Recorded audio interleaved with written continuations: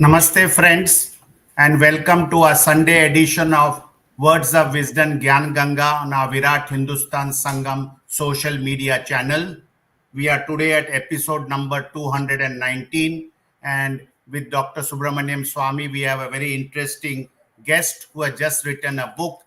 I would just like to tell you about our program. Today's topic is History of Hindustan, World's Oldest Continuous Civilization.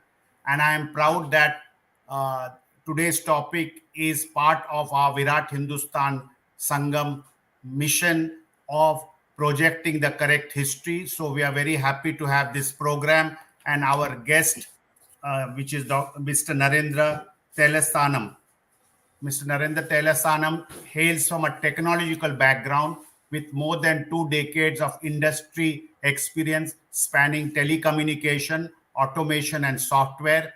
He holds a master's degree in software engineering from USA and a certificate of management from Harvard University and a master's degree in business administration from Warwick, United Kingdom's Warwick University. Currently, he is the Chief Technological Officer, CTO, of an Indian-based multinational company where he and his team work on artificial intelligence. However, our author's interest, Mr. Narendra's interest, go well beyond technology. His curiosity has led him to explore multiple disciplines, including economics, history, business, and science. He is passionate about Indian history and actively engages in lectures and in various forums. Mr. Narendra believes that facts, not personal views, should form the basis of India's history. Fueled by this thought, he has spent 5 years collecting various research material, including research papers, scientific journals, books, and articles. The culmination of his extensive research in his book, The Saraswati Epoch, is the important publication of his. And as we discuss this new book in our program with Dr. Subramaniam Swamy, it is welcome to our author, Narendra ji. I have to also thank our team that week after week they put this program together. So with these words, it is over to Dr. Subramaniam Swamy to start this discussion on this book. And also we'll have further discussion with the author and the panel. Thank you. Dhanyavad. Thank you, Jagdish. I believe you are now in the cold winter of America, but still you found time to come for this program. Shows your dedication. Let me introduce our speaker today, or our main person today to educate us. And his name is Narendran Tillaisthanam. Now, Narendran means, of course, man, and Indran. So it's basically Indran as Lord. So Lord Indra is his name is in it, and he has produced. He doesn't need to because he's in the cyber world and so on, and he's doing extremely well there. But still, he has been motivated for India to come out with what we really are. And so today's discussion is about the history of Hindustan. And it's about its long history. It's very difficult to start from where we started, but it's a very long history, longer than anybody else's. Now, the Tillaisthanam, which is there in his name, is because Nataraja performed this cosmic dance, and it was done in a part of Tamil Nadu, which was Mr. Karunanidhi had said he wants to blow it up with a cannon, and he took it over. He nationalized it. But fortunately, I went to Supreme Court and got it quashed. And so that's one of the holy places which which represents this Shiva's cosmic presence. And he will, of course, I don't want to enter into and take away time from him, but I think he has done a study on how old Hindu Rashtra is. So I'd like him to, I'd like to suggest to him, a lot of people want to know where our history began. And were we a Hindu Rashtra, or we are just a set of scattered kingdoms? So the unity of India, the Hindustani character of India, all these things are being part of his research, and we all look forward to hearing him. And then we'll follow up with questions. Over to Narendra Bhai. This Narendra Bhai, by the way, is a nice guy, not the Narendra Bhai. Yeah. Thank you, Dr. Swamy. First of all, I'd like to extend my special thanks to you, Mr. Dr. Swamy, and the team at the VHS, and Mr. Swaminathan from Chennai for having me in this esteemed, for this esteemed discussion. So the topic we have chosen is the history of Hindustan, and the history that we are going to talk about is also the civilization that we have is also the oldest continuous civilization. Now, this is a fact. The fact that ours is a continuous civilization has not been appreciated by a lot of historians, and I'll come to that particular topic very shortly. Before I go into the main topic, I also want to summarize the current state of things with respect to our history. I won't take a lot of time. I know people have talked about our history, European history, and the distortions that have happened here. In fact, in this very same channel, there is a talk by Dr. Raj Vedam and Dr. Swamy on the distortions of Indian history. So I'm not going to take a lot of time, but I want to set some context into what our history is and why this is a distortion, because only if I set the stage there will we go into what is our history. So our history starts, the history as we know, as it is taught in our schools, and which is widely appreciated by the public, is a history that starts with Aryan invasion. So there are a few facts to note here. Aryans are a race. Aryans came from Central Asia. They came from Central Asia to India. They invaded India. This invasion happened in 1500 BC. This is the template, with which we were taught. And I want to talk about the impact of this particular statement, what we just saw. It had an impact on me. In fact, I want to talk about my personal journey as well in this context. But for a large part of our Indian population, of our students, the impact is that we're told that language that we speak, for a lot of Indians. Narendran, sorry to bother you. Narendran, sorry to bother you. Languages. And suddenly we know that, if we believe in the Aryan invasion theory, the language that we speak is an import. It is not a native language. If you believe in the Aryan invasion theory, the religion that we follow, which is dharma, is also an import. It is not a native, religion. The culture, the Naren, culture that we follow, better acoustics. Naren, I think you have some Sorry. internet problem. Can you move? I think there is an internet issue on your end. Your picture is frozen. Can you move to a place where there is a better signal, because we're not getting your audio properly at all? I'm sorry about it. Oh, sure. Sorry about that. 1 minute, 1 second. Sorry, folks. Just give us a few minutes and we'll just get it back. So just really sorry about that. Yeah, really sorry about that. No, okay.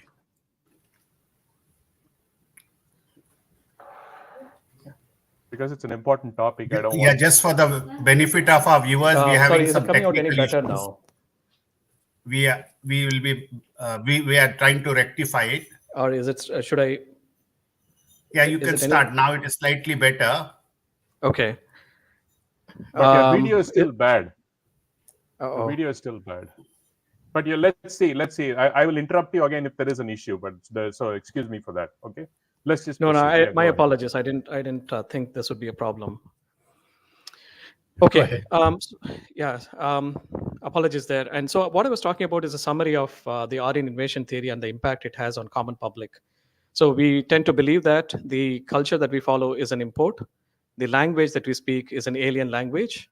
The religion, the Sanatana Dharma that we actually follow is also an alien, something that is alien. Not only that, the invasion framework makes people believe that certain people displaced, the so-called Aryans displaced the Dravidians who happened to be in North India at that time, according to the colonial theory. So we not only follow an alien culture, but we also displace the local people and took away their what is otherwise their rightful existence. This is a very powerful notation. This is a very powerful concept here, which has been ingrained in our consciousness. Now, I want to talk about what is wrong. What is a distortion? Again, I won't spend a lot of time. I'm of the opinion that history should be backed up by facts, no matter whether it is written by Max Muller or William Jones or whichever colonial powers or whatever their powers are. There has to be a semblance of evidence. So it has to be backed up by literature, by archaeology, by genetics, by anthropology. Now, it is not enough if we back it up with individual disciplines, but we also have to approach with a multidisciplinary approach. All these approaches will have to back each other. So the facts that we find from literature will have to be supported by archaeology, which will have to be supported by genetics, which will have to be supported by anthropology, and so on and so forth. And only then we can say, this is a proper history. Now, I'll talk about distortions very quickly. Why do I call this a distortion? Number one, let's take literature. Before William Jones, who propounded the theory of the language theory, which is the Indo-European languages, about 12 languages, he said, are part of the same family, and Sanskrit belongs to this particular family. If you go back in time 250 years ago, there is absolutely no text that you can find on earth, whether this is in Sanskrit or any vernacular language or a Persian or a Central Asian language, you will not find an invasion or a migration narrative, which means any issue about invasion and migration is a product of the last 250 years. This alone to me is sufficient enough to understand that even though according to them this happened about 3,500 years ago, there is no evidence of it. In fact, we find evidence to the contrary. The world's oldest body of literature, which is the Rig Veda, actually talks about Saraswati as the center of our civilization, which is the essence of our topic today.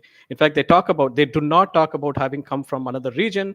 In fact, Central Asia is a very cold country. When they settled down, Rajasthan was a desert. It was impossible for them to get acclimatized and propound a very lofty civilization. And if they had done that, they would not have had an Alzheimer's disease. They would not have forgotten their ancestry.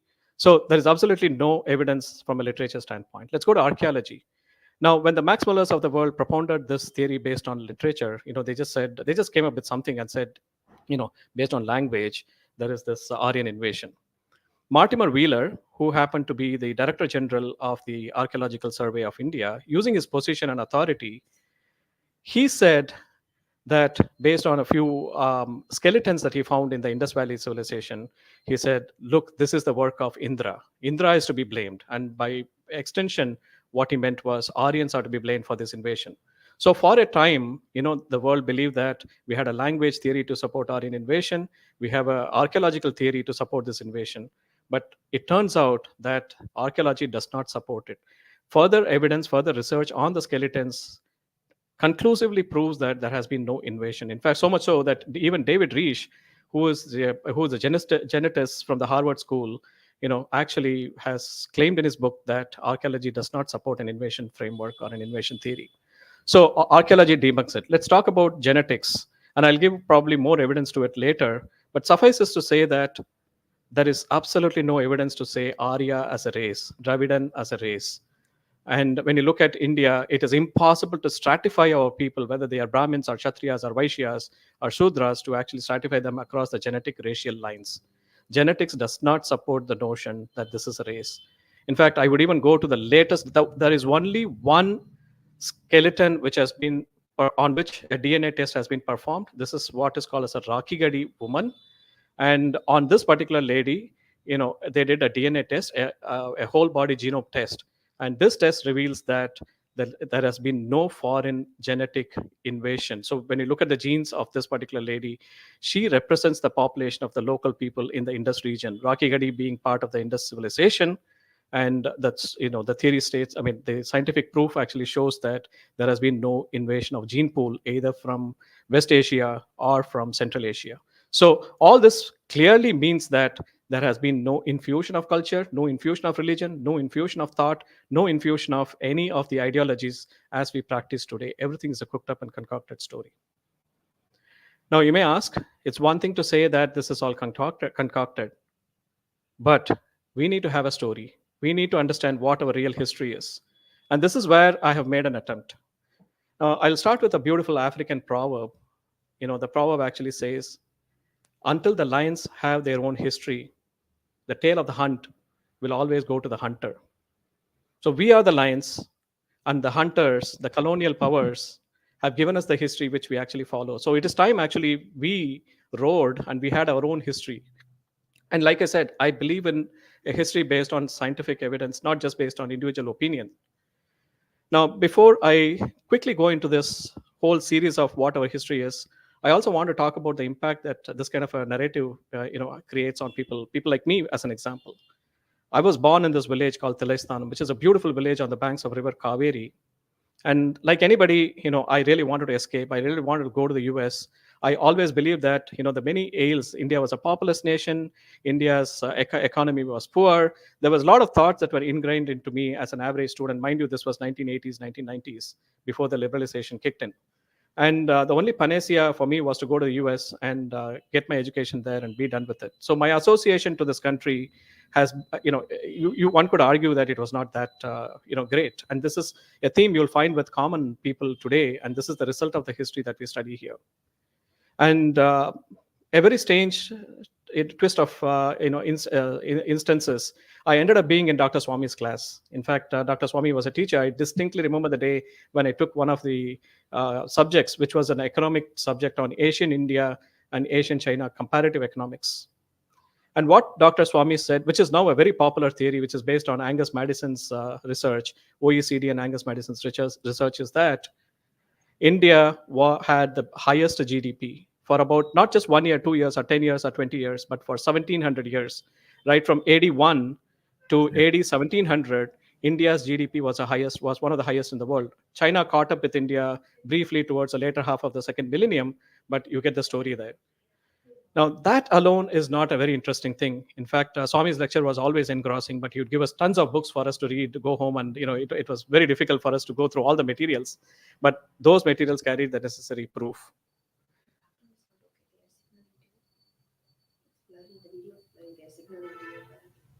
Okay. Sorry, is my video still a problem? Yeah, it's still a problem, but audio is fine. Let's just proceed. The audio is fine. Let's keep. Yeah, so sorry about that. Yeah, okay, so what I was saying, Angus Madison's research, right, which is now quite popular now. Now, what Dr. Swamy told us is the GDP, the fact that we had 1700 years of highest GDP growth could not have come out of the blue. This has to be based on a technology advancement. Our GDP had its basis on technology advancements. So when you look at shipbuilding as an example, ours was one of the biggest shipbuilding industries before the colonial powers actually came to India. In fact, the Declaration of American Independence was actually signed on an Indian ship. Not many people know about it. The cotton textile industry, we had one of the biggest textile industries in the whole world. In fact, there's even a book titled How India Clothed the Entire World. In fact, we gave such a scare to the British textile industry that they had to impose sanctions on us and literally, stop the imports. Similarly, if you go to jewelry, if you go to many, the diamond industry, India had a monopoly before the 16th century. So one after the other, if you look at our industries, be it metallurgy, zinc, copper, iron smelting, and ores and other things, we had a very strong technology to back up this GDP growth. And just like how US is a technologically advanced nation, and hence it has a GDP, strong GDP, India was the superpower at that time. And this was a very stellar point. And Dr. Swamy did not stop there. He actually went one step further and said the physical infrastructure had to be good in order for the technology to be advanced. For example, when you look at Indian school systems, we had about 1 lakh schools in each presidency. The British were awestruck. For anybody who's interested, you can see the beautiful tree. There's a book by Dharampal which talks about the state of Indian education just before the British actually came in here. The British actually spoiled our education and cut the beautiful tree. We had one of the advanced sciences. We had one of the advanced mathematics, and all of this meant that our civilization had a very strong, and all of this led to a strong GDP. Now, what struck me on that day, and in fact, the book is actually a provocation that happened on that particular night, is that how come I had 22 years of formal education in India? I did my master's in India before I went to the US. How come I did not know any of this fact? How come all of this has been hidden in plain sight while a counter narrative, while a negative narrative has been superimposed on us as, by the educators? And this system continues even today, unfortunately. So this is the premise in which I started this research. The book Saraswati Epoch. I have tried to bring multiple disciplines. So this is the book here.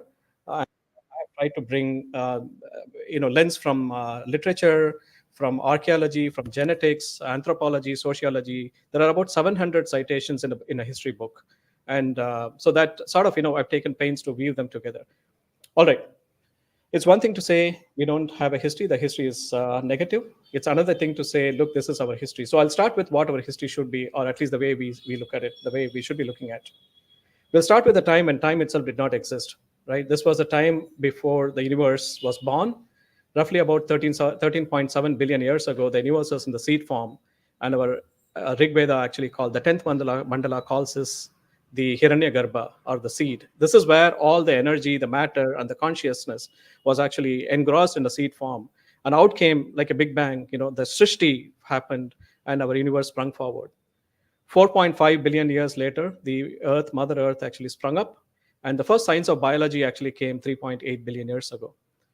About 500, half a billion years ago, there's an explosion of animal kingdom, and about 60 million years ago, monkeys, the first of the primate monkeys, actually came to the Earth. Now, why this is important is I'm going to take the view that humans evolved from monkeys as a species, and that is the story that we want to take. But there are two narratives here. The modern human species, which is Homo sapiens. There's only one species of humans, by the way, while other animals have multiple species, which is very important for us to note. So there's only one species, this Homo sapiens species. Two theories.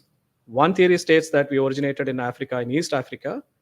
And these people actually migrated out of Africa onto Arabia, and then to India and to other parts of the world. We call this as the out of Africa theory. Contrast this to the other major theory, which is called the multi-regional theory.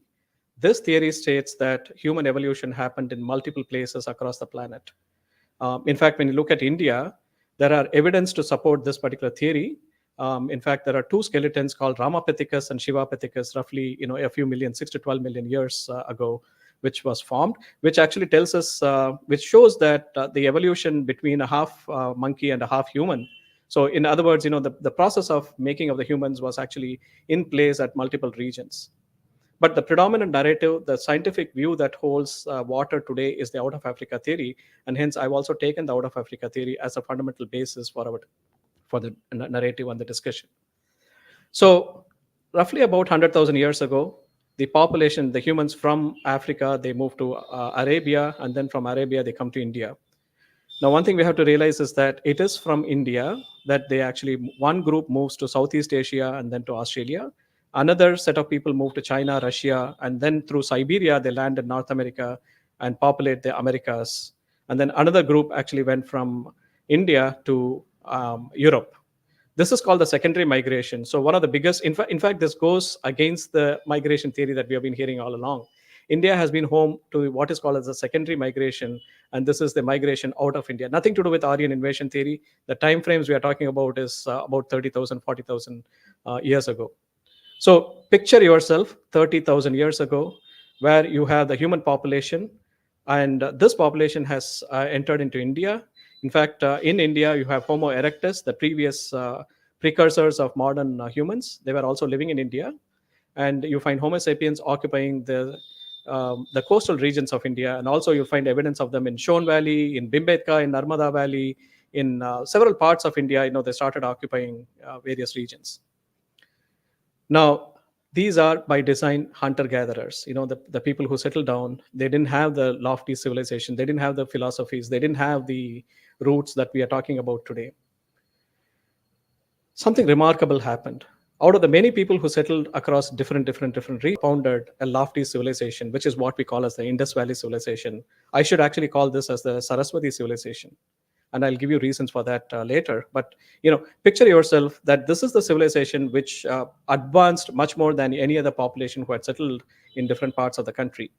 And I will take the Rig Veda as an example here. According to the Vedas, now one of the ways by which to analyze the history of the Vedas is to look at the chronology and look at there are 10 mandalas in the Rig Vedas, and the oldest mandala is actually the 6th mandala. I'm taking Shrikant Talagiri's research here and David Frawley's research here. And when you look at the 6th mandala, the predominant settlements have been around the Saraswati, what is called as the Saraswati Drishadvati Valley. Okay, in fact, the Rig Veda calls this as a Nabha Prithvi. Nabha means navel, Prithvi is earth, which means according to them, this is the center of the earth. And this is the region in which the oldest of the Rig Vedic culture, started forming together. And this is the region which roughly corresponds to Kurukshetra, Taneshwar, and you can say all the way up to Indraprastha. So that region is also called Brahmavarta. The later Manusmritis and other periods actually call this as the Brahmavarta period. But this is the epicenter of the first culture according to the literary evidence. Now, from here on, as we progress, as we look at the Rig Veda, when we look at the later mandalas, mandala number 2, mandala number, and you progress towards the last mandala, which is mandala number 10, you find that more and more river names are actually added up, all the way up to River Kabul in Afghanistan and down to the Vindhyas. We call this region as the Aryavarta. The Aryavarta is the region between the Kabul River and the River Narmada. You can think of it, that's a whole expanse of the Vedic people, right? And the Rig Veda also calls Saraswati as its home. In fact, the Rig Veda mentions Saraswati 72 times according to Dr. S. Kalyanaraman. Now, this is in contrast to Ganga, which is mentioned only twice. The Yamuna is mentioned only thrice. This goes on to say that the entire settlement has been centered around the Saraswati River. Now, one might ask, is Saraswati a real river? I'll come to that question in a minute. Yes, the Saraswati was an actual river that flew from the Himalayas and drained herself in the Arabian Sea, but we'll wait for that for a minute. Now, let's flip this coin. Let us understand what does archaeology say here.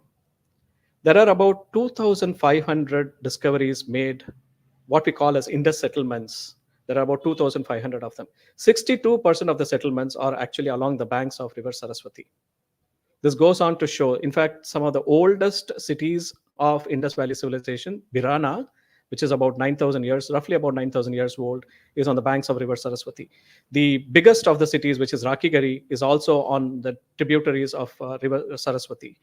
So, which also means that according to archaeology, according to Indus Valley settlements, Saraswati happens to be the major place where our population had settled. There's a very interesting analogy that B.B. Lal, archaeologist B.B. Lal has given in his work. So you draw a map of Rig Veda, the Rig Vedic times based on the rivers that are mentioned in the various mandalas. And you get a picture of a map starting from Kabul in Afghanistan all the way to Narmada. In fact, Mahishmati, which is from the film Bahubali, is actually the southern outpost of this Aryavarta or the Vedic people. Now you get a map. And then you draw another map of the Indus Valley settlements based on whatever discoveries and discoveries we have from the archaeology. And you juxtapose these two maps, and what you will find is that there is a remarkable coincidence in terms of the Vedic map and the archaeology map. This alone goes on to prove that the people who followed the Vedas and the people upon whom we do the archaeological discovery are one and the same. In fact, Dr. Frawley actually calls this, we have come to know of this as a Frawley paradox, which is, if you think that people who gave us the Vedas do not have anything to do with archaeology, and if the people who gave us the archaeology do not have anything to do with the literature, how do you reconcile it? Right? The only way to reconcile is to admit the fact that these two people have to be the same. And I'll talk about more evidences down the road when we talk about continuous civilization. But the fact of the matter is, here is the set of people, the Indus Valley people and the Rigvedic people, and they are one and the same. And this is the essence of our history. Now, our culture, which started at Drishadwadi, spread across the various parts of our country. In fact, I aspire to write another book called the Ganga Epoch, as to what happened after the demise of River Saraswati, which happened around 4,000 years ago, roughly about 2000 BCE. There was a 200-year drought, and river Sutlej actually started to drain herself. Before draining into Indus, Sutlej used to drain into Saraswati, and because of a tectonic shift, Sutlej actually moved northward and started draining into Indus. So essentially, the water flow started receding into Saraswati, and the 200-year drought, which happened around year 2000, was a telltale sign that the civilization collapsed. And what happened was people moved to other parts of the country, and the Ganga became a more prominent place. In fact, I want to trace this history in a future volume called the Ganga Epoch, to talk about how this culture spread all over the country. Now, I want to talk very briefly about how this culture also had an influence in Iran. In fact, the very name Iran comes from, if you look at Zoroastrians, and if you go to their Zend Avesta, in their Vendidad, there is a mention of a place called Arya Vajra, which translates into the land of the Aryans, which is like the Aryavarta for them. So they say that one of the places for them is actually Hapta Hindu. Now remember, in Iran, the word S is always replaced with H, which is why Sindhu became Hindu and Saraswati became Harhwati. So they actually acknowledge the fact that they came from India, and this is a very important thing for us to note. In fact, if you look at Zoroastrian gods, the Mitra, Varuna, and Yama, they all share a common ancestry. Now, one of the things I want to highlight here is that if you trace the genealogy, again, when you look at the Rig Vedas, you can approach them from a genealogy. We don't look at kingdoms in Rig Veda. This is not a very common way of analyzing it, but you could do this. In fact, I'm taking citations from Dr. Frawley. Manu happens to be the oldest of the progenitors of the kingdom. So from Manu there are two dynasties, which is the Chandra Vamsha dynasty and the Shurya Vamsha dynasty. From the Chandra Vamsha dynasty comes the Puru lineage, Puru and then Kuru, the Kauravas and the Pandavas. The Bharata, India actually gets a name from Bharata, from the Bharata dynasty, which all happens to be the Chandra Vamsha dynasty. Similarly, the Shurya Vamsha dynasty, which is where Lord Ram actually belongs to, is part of the Ikshvaku dynasty, and Ikshvaku was actually a son of Manu. So it is very important for us to realize that these were the two prominent kingdoms that emerged from this civilization, and these kingdoms later spread. In fact, the early Ikshvaku dynasty was also centered on Saraswati. It is only later that the epicenter of it moved towards Ayodhya, and one part of Nemi Madhava actually moved to Mithila, which is the border of Bihar and Nepal. So the earlier civilizations, had its center, had its roots, had its genesis in the Saraswati civilization. The great grandson of Manu, there are two grandsons called Ayu and Amavasu. They started the expansion. In fact, there are clear signs that using Saraswati as the epicenter, they actually migrated towards west. One of them went west, one of them came east, and this was as a result of which the kingdoms actually expanded. Seventh generation from Manu is a king called Yayati, and Yayati had multiple sons. I will summarize it. I'll keep it very simple. Two of them, the Anus and the Druhyus, they did not settle in India. So this started an internecine war. In fact, just like how Kauravas and the Pandavas had a fight, the Anus and the Druhyus had a fight with the Puru dynasty, which is the main dynasty that started ruling the Vedic people. So the Vedic people were also called the Devas, and the Anus and the Druhyus came to be known as the Asuras. So in fact, when you go to Iran, the word Ashura is very prominent. In fact, their scripture is called, their god is called Asura Mazda. Asura became Ahura, right? So basically, S becomes H. So their god is Asura, and their enemy, in fact, they call their enemy as Angira Deva. Okay, so Devas are the enemies of Zoroastrians, and Asura are devils. Yeah, correct. And the Asuras are actually the enemies of the Devas. So you get the picture here. And there are a lot of correlation, from Zoroastrians. In fact, they even have the Punal ceremony, the Janyu, as we call it. So there's a lot of correlation between these two cultures. And in fact, the Parsis, when they come back and settle down, in a way, it feels like they're coming back to their home country. That's effectively how, we look at it. So our culture, our civilization, which started on the banks of River Saraswati and spread across all over the country, also had its impact in other regions. I've talked a little bit about how it had beyond Iran, but suffices to say for this discussion that we'll leave it at Iran. Now, this is roughly what I map as the oldest civilization and the oldest culture. The second topic is the continuity of this culture. This is very important. Not many people can talk about their continuity. Now, when you go to the Americas, for example, close to 99% of the native Indians have been wiped out. In fact, there was even a program where the British government, the government of Massachusetts at that time, gave 12 pounds to anybody who comes with a scalp of a native Indian. So this was an official program before it became fashionable for the colonial powers to talk about equality and gender and other things. This is how they actually ruled. If you go to the Middle East, we all know the story. You cannot name who are there were many gods. In fact, it is even stated there were 360 gods before the advent of Islam, but you cannot name any one of them today. You cannot find a symbol. You cannot find a picture. If you go to Europe, the Greek civilization, Roman civilization, you can possibly find them in museums, but that's about it. Now, compare this with the Indian civilization. Despite the travesty of time, despite centuries of attack, despite the centuries of pillage, Indian civilizations continue to talk about our own culture, our own people, our own religion, and our own values. And in fact, we actually profess many of this. And I want to argue that a lot of this actually comes to us from the Saraswati people. I call the Indus Valley civilization as the Saraswati civilization for the reason that the entire, as I said, 62% of the civilization was on the banks of River Saraswati, and hence we should be actually calling it the Saraswati civilization. Anyway, so coming back, there were few telltale symbols and cultural continuity that I want to actually talk about. Let me start with agriculture. In fact, we all know that India is an agrarian society. Even today, a major part of our income actually GDP comes from agriculture. And we can trace the genesis of the first agricultural setting back to Meherga, which is part of the Indus Valley civilization or the Saraswati civilization. They were the first to domesticate cattle. In fact, many of the farming techniques that they used are still used in India. The kind of plowing techniques that they follow are still in vogue. Similarly, when you talk about textile industry, they were the first to invent cotton. They were the first to invent buttons. They were the first to invent spinning wheel. They were the first to invent textile. I mean, the block printing of textiles. In fact, when you have block printing on textiles, this was a calico movement that all of us must be familiar now. It has its genesis in the Saraswati civilization.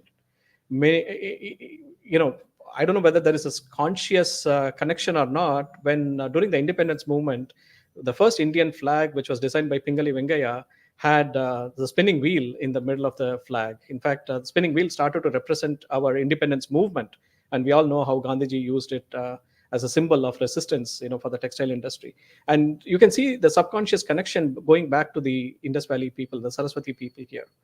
Talk about yoga, you find many seals with yogic postures, which makes us believe that yoga is also a product of the Saraswati people. Let me talk about Ayurveda.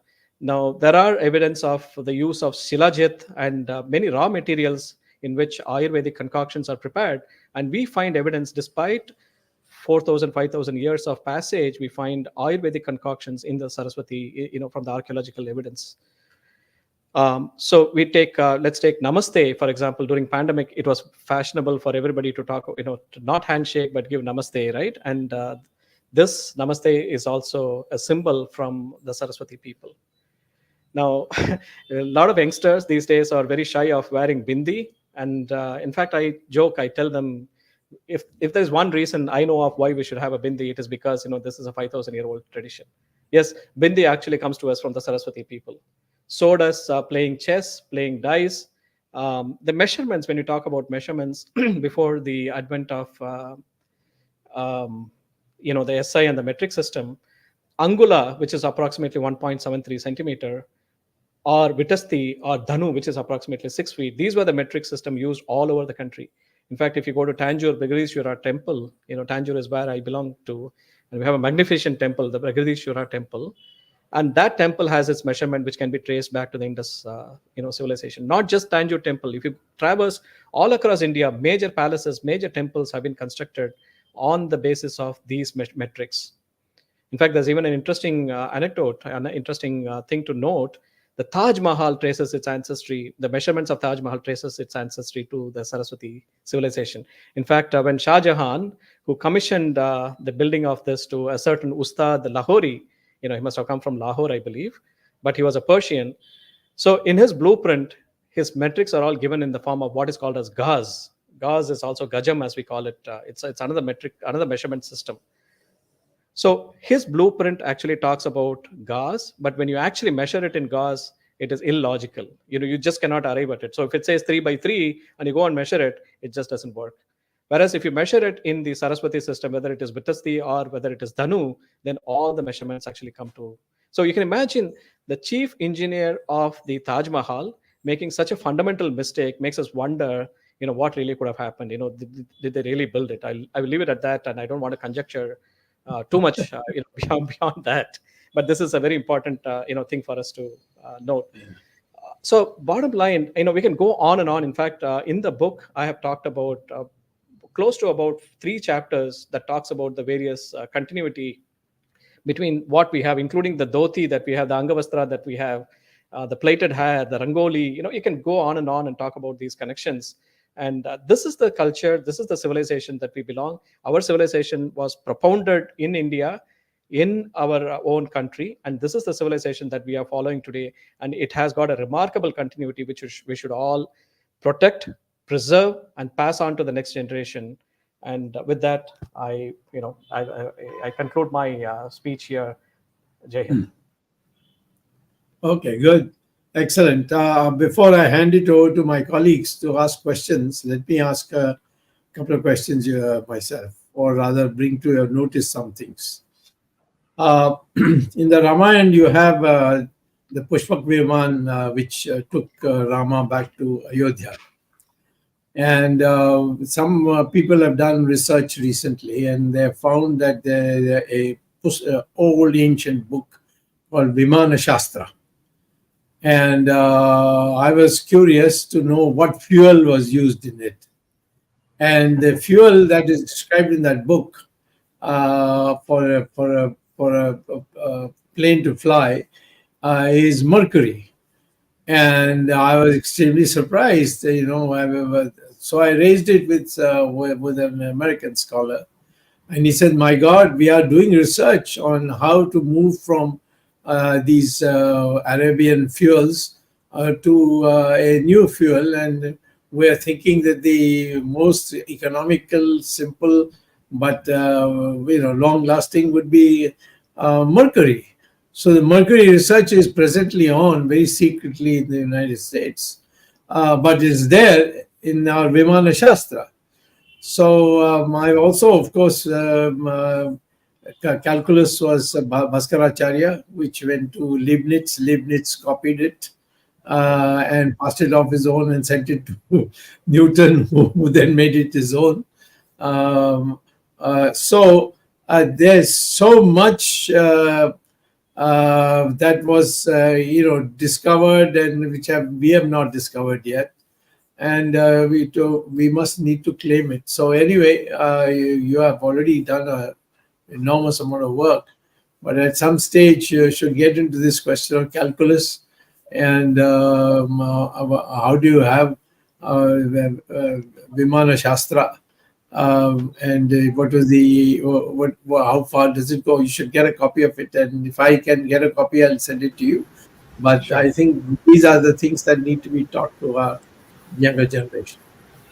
Yeah, absolutely, sir. And I also believe that many of our ancient scriptures continue to be in Sanskrit, and the knowledge of Sanskrit is going to play a vital role because you need a first-hand, information. You need to be able to read the source as it's, in its true form, in order for us to get the meaning out of it. So, yeah, I think it is time we did research on these.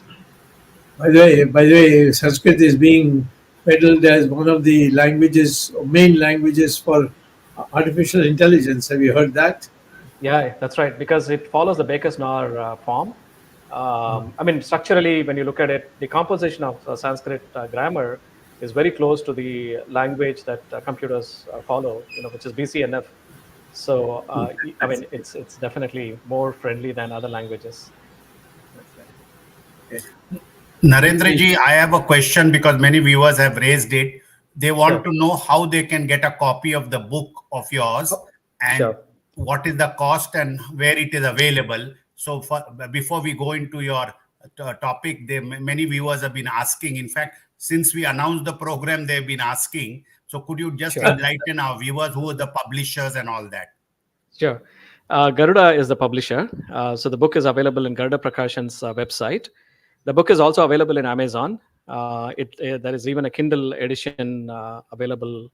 And if you just go to that amazon.in and search for Saraswati a book, make sure the spelling is right. Sarasvati, not THI. Sometimes Amazon doesn't return back with the right information. But it is available. Both the Kindle edition and the print editions are available in Flipkart, in Amazon, and other sources. Naren, quick question for you. I have a question on. I have some comment on the screen. Sure. Your thoughts on this first Paleolithic tool found by that cook, right? Was that? Do you have any comment on this? Or are you aware of this? No, I'm not aware of this, but I'm aware of Paleolithic tools that are, many discoveries that have been made, including, near Adichanallur. My understanding is that, I always believe that early humans settlements had been there in India, and there has been population. People have lived in India all along, and when I say people, I'm talking about ancient people having lived in different parts of the country, and we have a continuous occupation. India has been an epicenter of population, and so there has been a continuous occupation in different parts of the country. And it is only, the whole premise is that while the whole of the country had been occupied, there's only one group which actually propounded a culture, which became prominent, and that is the culture that we follow today. And that's the premise of the discussion that we are having. Okay. One other question is, there's one other question here that says, is the Saraswati River the same that is visible in Sangam, Prayagraj, Allahabad? Okay. Technically, we know that Saraswati is flowing underground, correct? That's what. Correct. Yeah. So they say Saraswati is Antarvahini in Allahabad. But when we look at the satellite mappings or any of the evidence behind this, the flow of the rivers emanates from the Himalayan Shivalik hills, and we can trace this trajectory through Rajasthan into Gujarat and draining herself in the Arabian Sea. I do not believe that there is a connection to the Allahabad underground, although there is a theory. There are people who talk about it. In fact, one of the scholars of Ramayana actually told me, if I believe it's Dr. Ranganji, who told me that in Ramayana, at Allahabad, we don't talk about a Triveni Sangama, we only talk about Ganga Yamuna Sangamam there. So the fact that Saraswati got added as a Triveni Sangama must have been a later day addition after the collapse of the Saraswati civilization. In fact, people from Saraswati would have taken that ideology when they transformed their epicenter into Ganga, and it's said as a Antarvahini. But I don't think there is any evidence to support that from a scientific viewpoint. That's my view. And can you throw some light on the Kirakadai and its relationship with Saraswati civilization? And after this, I have one small anecdotal thing to say, but sure. Just a question from Srinath. Sure, yeah.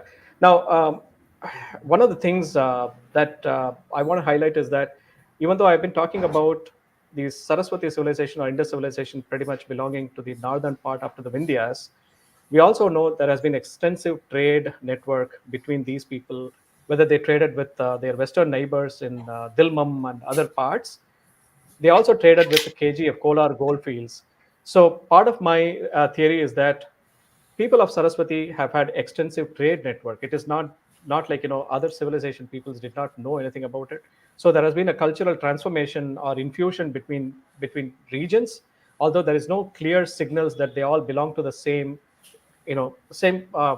culture or same civilization. So pockets of civilization lived outside of the Saraswati civilization influence, but they have been trading with each other. So you find remnants of certain aspects of their philosophies and their way of worship and the way of burial, etc., into the other regions. So that's what my belief is. We obviously need more data, more evidence to understand how this what is the correlation, what is the exact connection between Kirti and the Indus Valley population.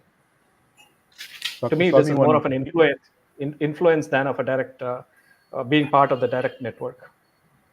Dr. Swamy, one important anecdote. In Kanchi Matam, the Acharyas are called Indra Saraswati. No other Matam has it. Very unique. That Kanchi Mat has the Indra Saraswati always in their names. That's a very unique. Yes, Mr. Narendran, I have one very interesting comment. You said about the measurement metrics of those days, Saraswati era, which was Gaj and Angul. Gaj is nothing but yard, which is 3 feet, and 1760 Gaj is equal to 1 mile those days. But the interesting thing that I want to bring it from history is in 11th century or 12th century, during Prithvi Raj's time or Muhammad Ghori's time, how Muhammad Ghori got killed. There has been a poet called Chand Bardai, and Chand Bardai wrote a book called Prithvi Raj Raso, describing the life of Prithvi Raj Chauhan, but how the Prithvi Raj Chauhan, at the demonstration of his Shabd Vedi Kala, killed Muhammad Ghori.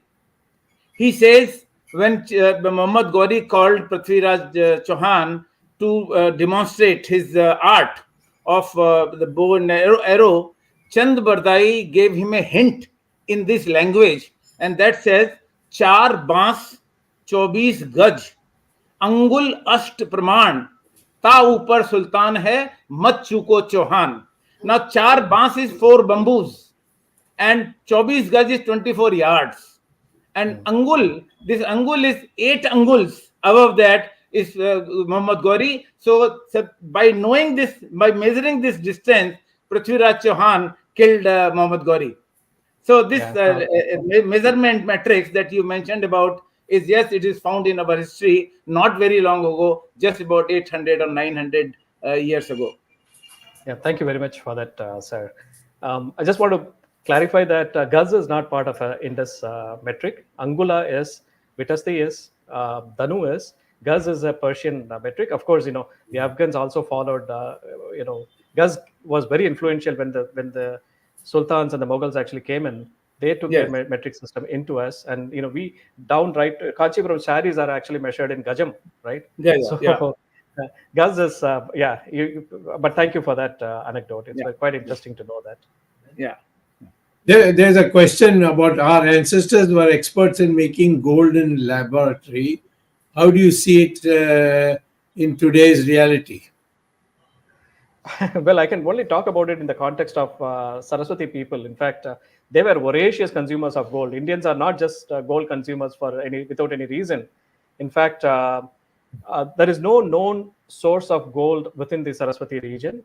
In fact, the gold that they had were actually, it came from Kolar goldfields in Karnataka, not far from where I live. And how do we say that it came from Kolar is because that particular gold had a composition of silver and gold. It is not a pure gold. There's a little bit of silver, behind it, and it is very unique. When we find gold ornaments in the Saraswati civilization, it goes without saying that it had a kg of influence. Number one. Number two, the gold industry was so sophisticated and so widespread in the Indus civilization. In fact, these people were the ones who knew how to measure gold. They invented touchstone, which is when you scratch gold, it gives different color. And that is how we find out whether this is a 14 karat gold or a 22 karat gold or a 24 karat gold. And that also comes to us from the Saraswati people. So bottom line is, they were voracious consumers of gold. And that is possibly why India continues to be a major consumer of gold. That's all I can say. I cannot say much about the lab gold. Gold is not indigenous to the world. It actually came from outside because of meteorites. That's how when we trace metallurgy, they say gold is not indigenous to this world. Yeah, but that's all I can say. I don't want to hypothesize on the lab part of it. There's one other question. What about the Aryan invasion myth perpetrated by Harvard professor Witzel? Do you have any comments on it? Right. I mean, it's older than the Harvard professor, by the way. I think it was even before Macaulay, I think. Aryan. I think it was Macaulay so or Max Miller that started this myth, or probably around that time frame, I'm assuming. Right, Naren? So maybe I'll spend 1 minute. I'll spend 1 minute tracing the history of it, the history of the Aryan invasion myth, right? So it started with William Jones, who came up with this PIE, or the Proto-Indo-European language. And he said Sanskrit and 11 other European languages had to have a common ancestry, and he called that language as a Proto-Indo-European. Max Muller, James Mill, and others who came in actually said, okay, now if this is a language, there has to be people, there has to be a region, and they said Central Asia is where this Proto-Indo-European language can be found. And hence the theory was formulated stating that, here is the common language. The common language had to be from outside India because it has connection to some of the European words, and Central Asia happens to be the region, and that's how it came as a Aryan invasion theory.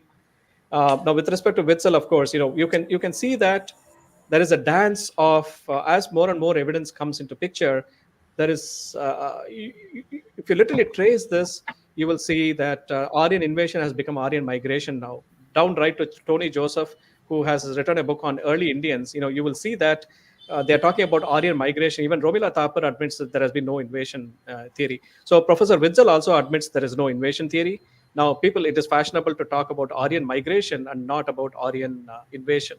And the latest genetic research, which happened in 2019, of which David Reich, Vagish Narasimhan, and there are about plenty of them who are part of that research, actually propagated the theory that, because of genetics, there is evidence to say that people came and settled in multiple waves. And this is the theory behind the latest Aryan invasion. You can call this as genetics invasion, Aryan invasion theory 2.0, which is what they are actually propagating. Now, this also has been put to rest by the DNA study that I talked about. So, bottom line, sir, whether it is Witzel, whether it is David Reich, whether it is Harvard School, whether it is any other school, one can thoroughly say that using literature, using archaeology, using genetics, we can hold our head high and prove that the invasion never happened, the migration never happened. Aryans, the Vedic people have been indigenous to this country, and that is what we need to realize. We need to remember. In fact, in the book, I've dealt with many of these, opposite view or Purva Paksha in detail. I've talked about who said what and what is a counter narrative to it. Your title was a history of Hindustan for today. When did you? I have seen one from the Rig Veda, the reference to Hindustan. It was Hindustan a kind of a decentralized, loose getting together, or there was a concept that this Himalaya to Hindu Sagar? Some people say he to Hindu Sagar means a Himalaya, Hindu.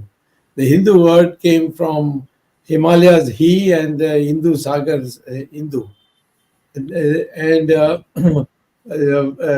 Adi Shankara was the one who defined Dravida Shishu when he called himself as a Dravida Shishu. So the word Dravida also was not racial. Arya was also not racial. These were cultural concepts. And whether you subscribe to that, I would know. Yeah, no, there are two views to the notion of India or Hindu. One is what you just described, sir, which is Himalaya and Hindu. I subscribe to the other view, which is there are two evidence to it. The first thing is the word Hindu is a derivative of Sindhu. People who belong beyond the borders of Sindhu River are called Hindus. And as I told you, in Zoroastrianism, the word S is replaced with a H. And there are two reasons to believe in this theory, because the so-called Aryans who went to Iran, they said our homeland is Hapta Hindu. Hapta Hindu means Sapta Sindhu. So this is where they recognize themselves as people who belong to the Sindhu region. And that is one of the main things to understand. The second one is there is epigraphic evidence from Darius, King Darius. One of the oldest references to the word in Hindu actually comes from that epigraphic, which belongs to about 500 BCE. So my belief is that we always called ourselves as Bharata Varsha. In fact, when we do our mantras, we actually say Bharata Varsha and Parshve Kante, and the word Hindu must have been a later appellation, is what the theory that I subscribe to, sir. Well, let me see if I can look at what I found from actually from the Vedas themselves, the word Hindu, and send it to you. Sure. Okay. I mean, I've seen Dr. it. Swamy, hey, Dr. Yeah. Swamy, a question for you. You know, like what Naren has said, a lot of people you've been propounding for so long, and Rajiv Malhotra, be it Francis Godfrey, or so many people. Yeah. In spite of so much of evidence, why is India continuing to follow this AIT nonsense, this other history? Why are we not going back to what the real history, like what Naren has written extensively about, Rajiv Malhotra has been campaigning extensively about, and every other authors, a lot of them who have studied Indian history, and what is holding us back in implementing this? Why can't we go back to true history? And your comments first, and then Naren, if you have any, please. Sure. Well, when the BJP government was formed, at that time, Smriti Irani was the education minister. She asked me, and I told her that you should set up a committee and knock all this rubbish that is being taught in our history books. And she did move in. Then she was transferred out. And the next education minister, I won't name him, he asked the bureaucrats to draw up a committee and set up a committee. And the committee was of the same people who had been propagating Aryan Dravidian theory and all that bakwas over the years.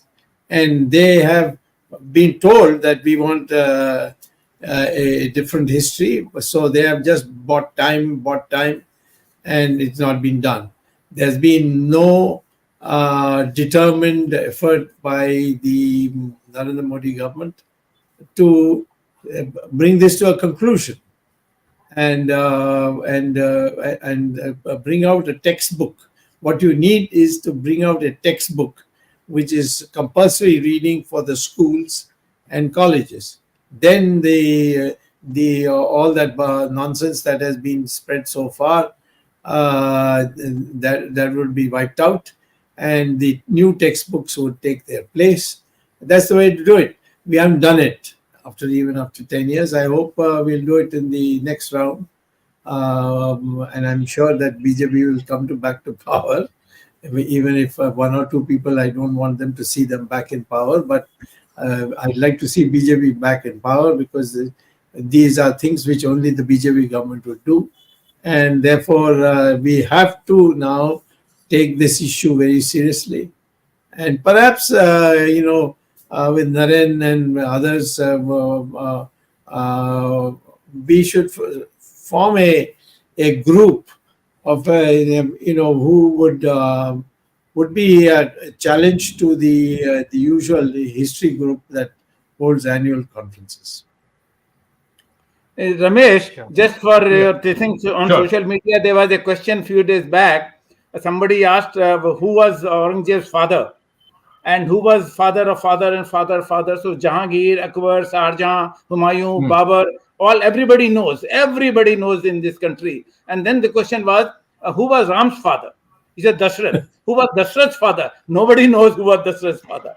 So that is for the Sanatani history. We don't know beyond one generation of Rama, but we know 10 generations of Mughals. In the invaders. Yeah. Yeah, the invaders, yeah. In fact, so Naren, your thoughts on the history? Your thought on our history books? Correct. Yeah. Yeah. So I have two views here. Now, one is we should not look at Aryan invasion theory as a bygone. Talking about just people. It's a people tribe problem or a racial problem. In fact, we should see a template. What we see as Aryan invasion theory is a concocted theory of making the local people believe that there are oppressors and oppressed. Right, and this is to exploit and break India. And you see this pattern getting repeated. Just recently I attended a conference on Ramayana, where you have the Columbia School, which is actually going after the same narrative. They're coming up with concocted theories of they're trying to decentralize Valmiki. They're trying to say that there is no authoritative source for the Ramayana, and Rama is not a Maryada Purushan. Your Bharata can have multiple girlfriends. So these are the new things that are actually thrown in. And Rama stands for oppression, Sita stands for the oppressed, what not. Actually, this is like the whole pattern, what the concocted story and the myth that they actually perpetrate, and you have movies, you have media that actually stands proof to it. There are many books being written. People are given Padma Bhushan awards, for coming up with these theories, right? So the fact we should all acknowledge is Aryan invasion theory is very potent. The idea behind Aryan invasion theory is being applied by these scholars and researchers in various forms, and this is all helping them to actually denigrate India, to break India into multiple pieces. That's point number one. Point number two is we spend a lot of energy in understanding that this is a concocted history, this is a distorted history. But I would request that all the scholars come together and spend 10% of their effort in coming up with what should be the history. Now, it's one thing to say that the central government should enforce this, but if the central government turns around and says what is the history that we should supplement, we do not have a solution. Either the government should actually do this, or as scholars who are taking the lead should come together and form a chain and say that this is a version of truth that we would like to replace, as the colonial history should be replaced, and here is a history that should take its place. And I think we have not put a lot of efforts, and I would say that we should all come together and have a consensus amongst ourselves, before we can take this forward, is my humble opinion. Dr. Swamy, one last point, and after that, Arvind, maybe you can Jagdish, if you have a question. Dr. Swamy, I think we've been planning. I think just before COVID, we were planning for a conference, Yes. somewhere in Pune or something, about this topic. So maybe it is time that we can plan for next year to have like a conference on Hinduism and Hindu Renaissance conference, and maybe we can have Naren, Francis Gautier, and Rajiv Malhotra. People like this, scholars can come and talk, and maybe it'll be a worthwhile thing to do, Dr. Swamy. Absolutely. Dr. No Swamy, question. there's some viewers. Sorry, Ramesh. No, go ahead. That's right. Next. Dr. Swamy, some viewers have been saying here that you, Rajiv Malhotra, Narendra ji, and others should have a specific conference of scholars on the project of rewriting history. In fact, Dr. God from Siddharth God, also from Dallas, and others, somewhere in the next year, so that if the government is slow, at least you all put pressure and hold such a conference and create an awareness. Sure. Well, definitely. I agree with you. Yeah, another comment. Dr. Swamy, you mentioned about some education or HRD minister and others. In fact, there is an ex-HRD minister of the BJP government who proudly said, forget about against the charge that government was helping in rewriting history. He proudly said in a press conference, we have not yet changed a single sentence in the history textbook. I mean, a BJP minister saying so proudly that we have not changed a single line of any history textbook for students. So I don't know what background they come to power to just enjoy power and forget the basic ideology on which they were elected and the need of the nation. Before we conclude, I have one. I think you should find fault with who appointed him to this office. Yeah, that's true. Dr. Swamy, before we conclude, I have a political question. There is an identified set of people and organizations, both in India and abroad. You lived in the US and also in the US, for different reasons and different motives. They are against Hindu culture as such, whether Hindu dharma or Sanatani Sanskriti or Hindutva. On the other hand, we also have innumerable number of cases where people are converting to Hinduism voluntarily in Europe and America and elsewhere. So in the light of what Mr. Narendran has described as history, if I link it, what do you think is the future holds for Hindutva? See, there was an article, editorial by the editor of the Newsweek. You heard the Newsweek is a very famous American, weekly.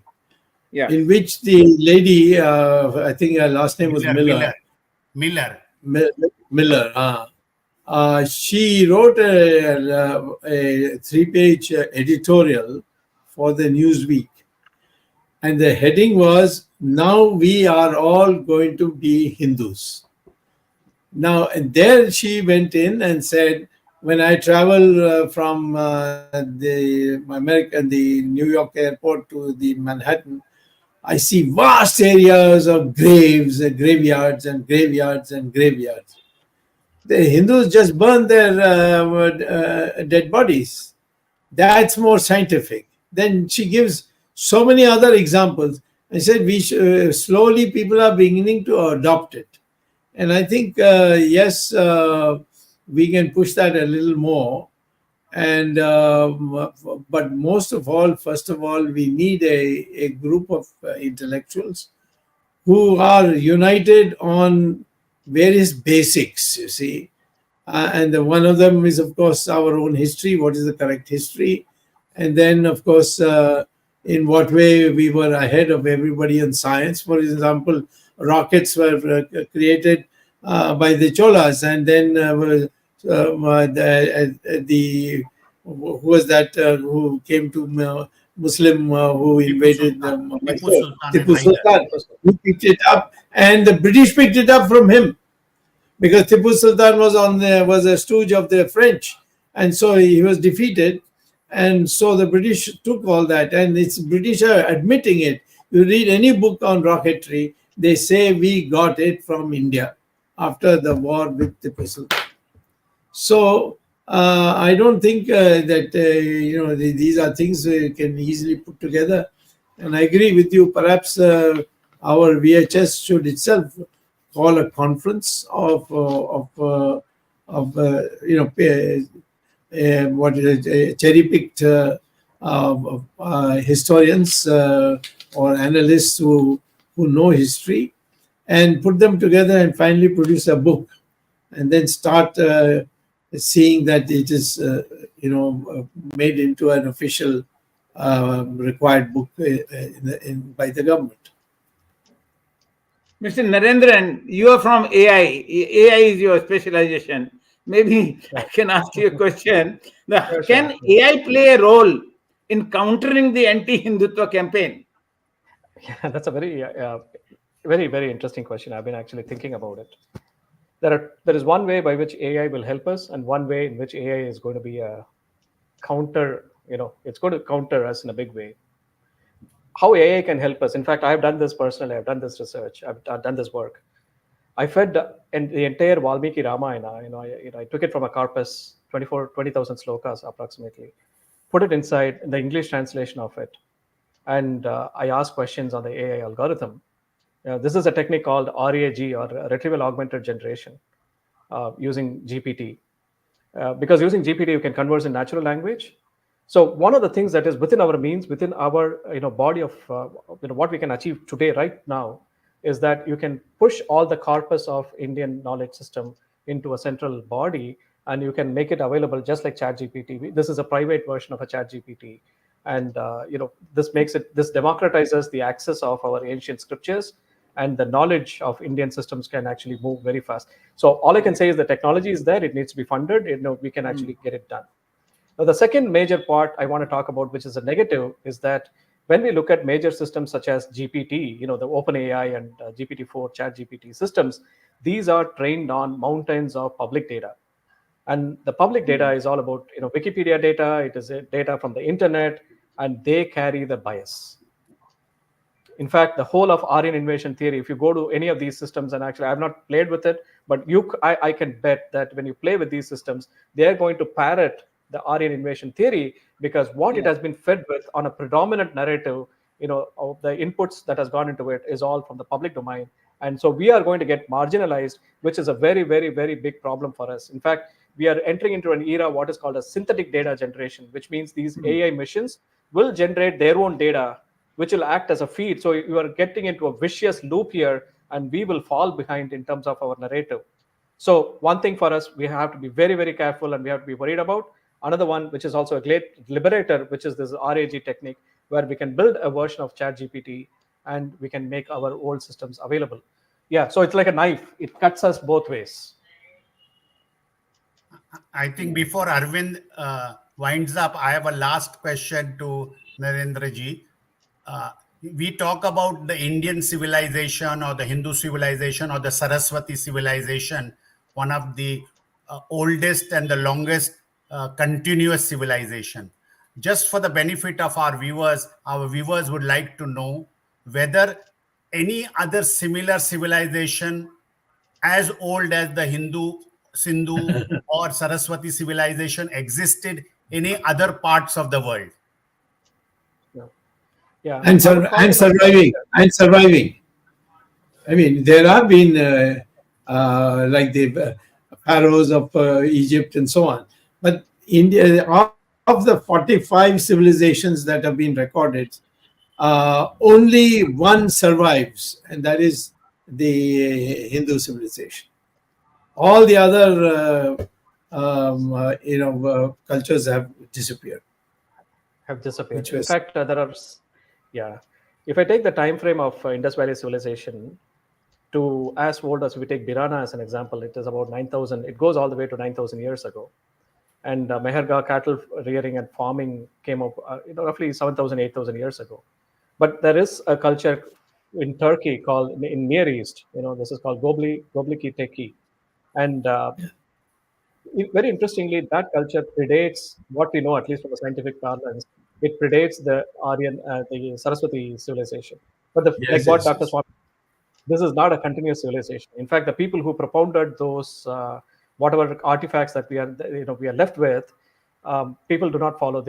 Nobody knows what religion those people had, what did they worship, what was their culture, what did they eat. So, it is not a continuous culture is the important point here. And this is what makes India special. Rather than just being oldest, this is the oldest continuous civilization, and that what makes it a cherished place for all of us. Right. Okay, thank you, Arvind. Wonderful discussion today.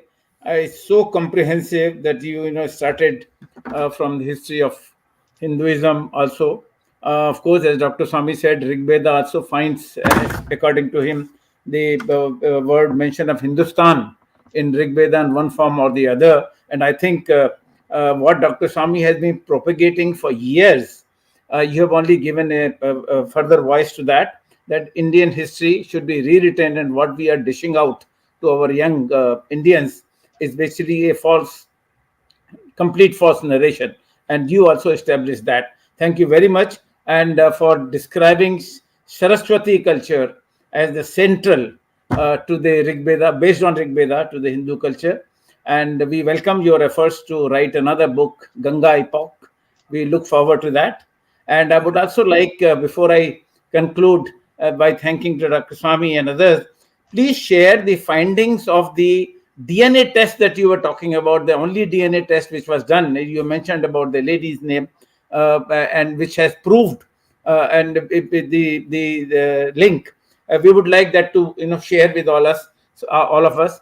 And thank you, Dr. Swamy. Wonderful complimentary discussion, and I think people must have really enjoyed. For almost 90 minutes we have gone through this, and certainly it will lead to the conference as suggested by Ramesh about the Indian history. Thank you very much. Thank you, Jagdish, for joining from USA, and Ramesh, of course, as usual, from USA. Thank the technical team led by Ashish Shetty, Swaminathan, Tejas Navalgul, Ishwar Iyer, Gadgi Rakesh, Vishal Mehta, Najesh Nair. Next Sunday, again, we'll be meeting with a new topic with Dr. Subramanian Swamy, to Vishal, to Virat Hindustan Sangam viewers and the viewers all over the globe. Thank you very much for joining us. Next Sunday, 8 p.m. Till then, Namaskar, Jai Hind. Jai Hind.